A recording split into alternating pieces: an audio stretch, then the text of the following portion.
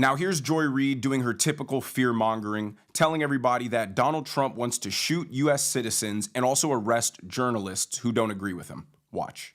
And the thing is, you can't say that enough. And I want you to say more about that, because you're talking about deploying the U.S. military. Remember, Mark Esper, who was Donald Trump's Secretary of Defense for a while, told him, no, you cannot shoot American citizens. You can't have the military shoot American citizens. He's going to replace people in the Department of Defense with people who will say you can, and that you can deploy the military against protesters, that you can arrest journalists for reporting things that Donald Trump doesn't like, that sort of thing, right?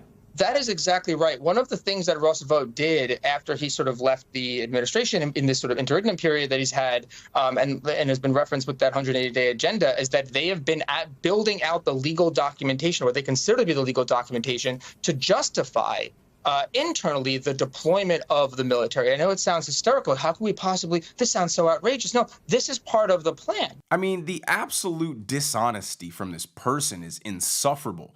I am counting the days until she gets fired and booted off television, because that will be a net positive for society. To make it seem like Donald Trump wants to shoot U.S. citizens and he had to be somehow corralled by his generals and say, no, President, no, sir, you can't shoot your citizens, is just completely ridiculous. And the fear-mongering is just so old, it's so tired.